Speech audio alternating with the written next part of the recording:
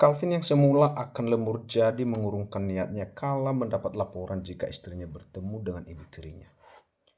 Santi yang sedang duduk santai di kursi yang ada di balkon kamar sambil menutup mata untuk menikmati angin sepoi-sepoi langsung. Membuka matanya karena kaget tiba-tiba ada yang mencem keningnya. Sayang, kok sudah pulang? Tanya Santi saat melihat Calvin ada di sana.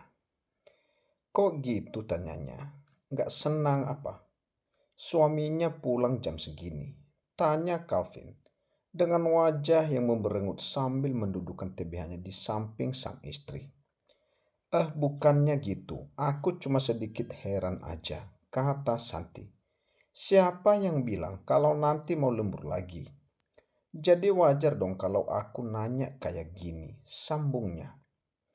Iya, tadinya mau pulang malam, tapi nggak jadi, sahut Calvin yang membuat Santi mengerutkan keningnya.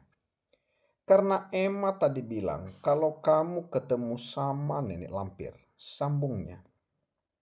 Sayang, kamu nggak apa-apa kan? Nggak ada yang sakit kan? Nenek lampir itu nggak nyakitin kamu kan?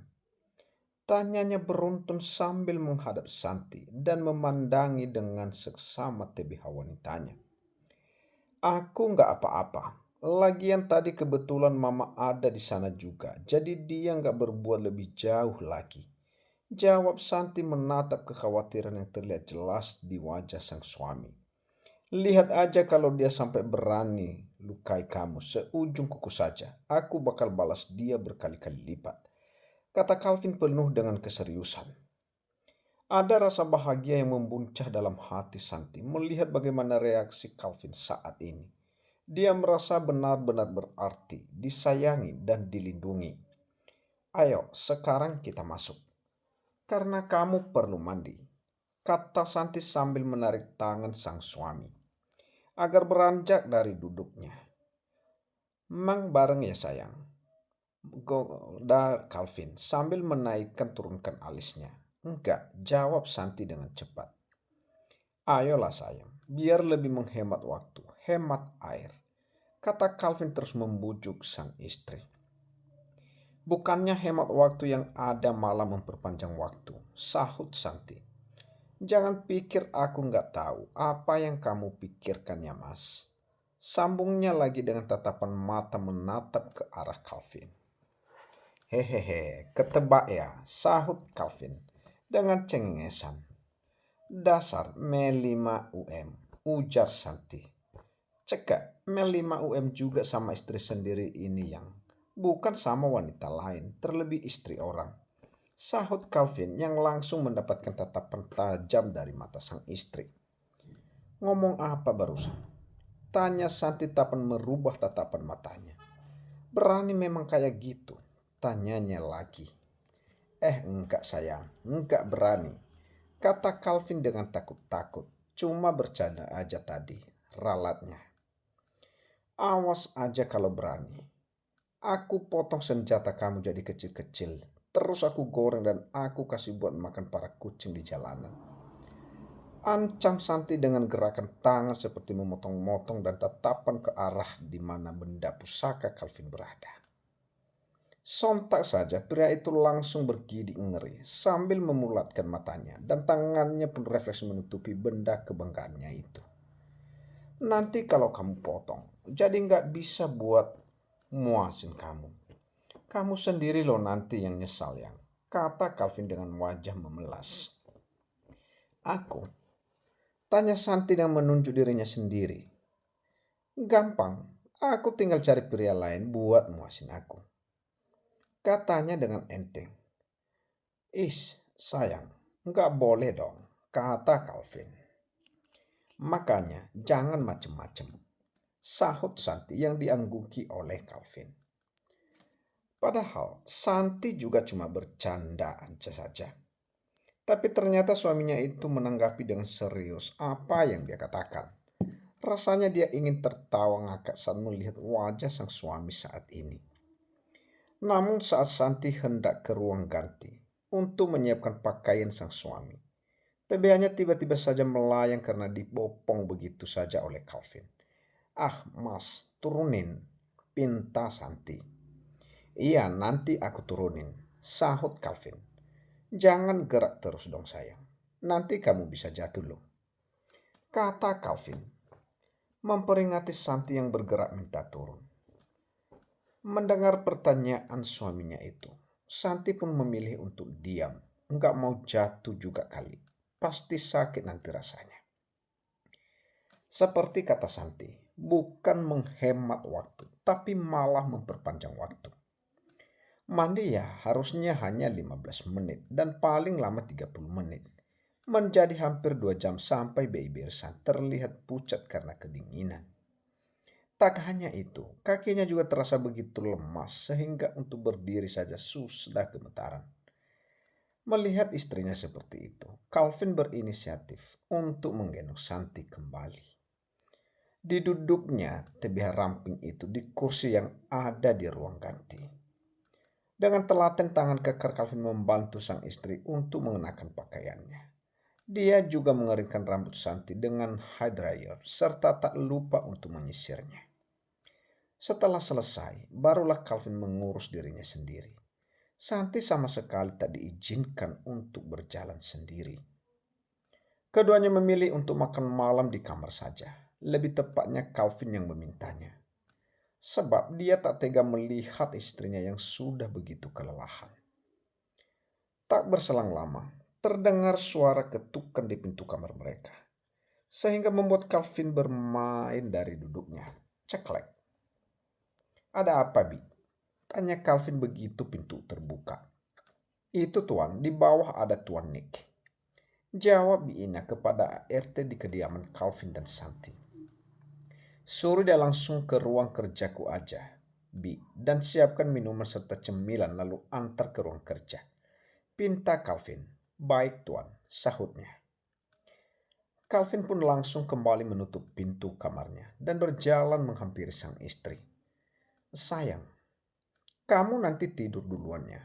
Ada sedikit kerjaan yang harus aku selesaikan sama Nick, kata Calvin dengan tangan mengelus pipi mulus sang istri. Nggak apa-apa kan? Tanyanya. Aku nggak apa-apa. Santi jawab Santi. Aku ngerti kok bagaimana kesibukan kamu dengan kerjaan yang selalu menumpuk. Sambung Santi yang membuat hati Calvin sedikit tercubit. Pria itu pun langsung merengkuh tebih Santi ke dalam pelekannya.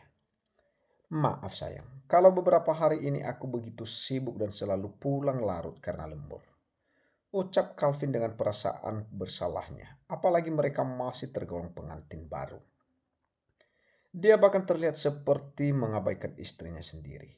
Sebenarnya tak tega juga setiap pulang kerja. Dia sudah melihat sang istri terlelap sendiri di kamar. Bahkan kadang wanita itu ketiduran di sofa dengan televisi yang masih menyala atau dengan ponsel yang masih berada di tangannya. Tapi mau bagaimana lagi? Akhir-akhir ini pekerjaannya memang sedang banyak. Sudah sana, kasihan nih nungguin dari tadi, kata Santi dengan tangan yang menepuk pelan dea-dea Calvin. Calvin kembali membopong Santi ala breeder style untuk dibawanya ke ranjang. Dibaringkannya dengan hati-hati lalu tak lupa diselimutinya. Jangan tidur malam-malam, kata Calvin yang diangguki oleh Santi. Pria itu pun langsung memberikan kecupan di kening serta bibir Santi walau hanya sekilas. Baru setelah itu pergi meninggalkan kamar untuk menuju ke ruang kerjanya. Santi yang dasarnya sudah lelah dan mengantuk dalam hitungan detik pun langsung tertidur lelap. Santi yang masuk tidur dalam pelukan sang suami tiba-tiba harus terbangun karena suara dari ponsel miliknya.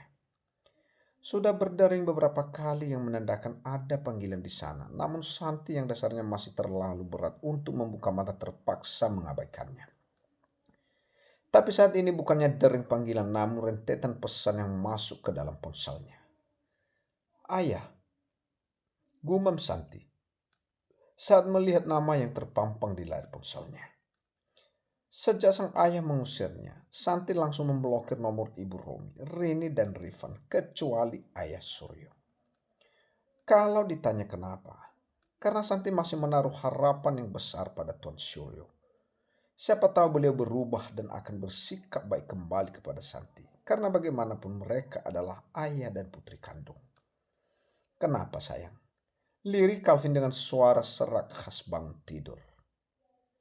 Santi yang semula menatap nanar tatar ponsel beralih menjadi menatap sang suami. Ayah, jawab Santi. Dia meminta untuk bertemu. Sambungnya lagi. Kira-kira mau apa ya mas? Tanya Santi yang jujur penasaran. Aku nggak tahu sayang, jawab Calvin. Jadi kamu mau menemuinya atau tidak? Tanya Calvin. Aku nggak tahu mas.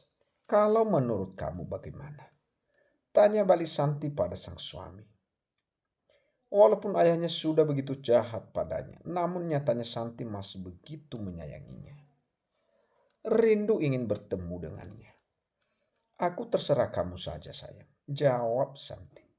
Kalau kamu nggak mau temuin, juga nggak apa-apa. Tapi kalau kamu mau temui, nanti aku temani. Sambung Calvin karena dia tak ingin istrinya disakiti lagi oleh ayahnya sendiri. Apa kamu nggak sibuk mas? Tanya Santi yang tahu bagaimana sibuknya seorang Calvin Andero. Apapun untuk kamu sayang, aku bisa meninggalkan sejenak pekerjaanku untuk menemanimu, sahut Calvin. Santi langsung memeluk TBH sang suami.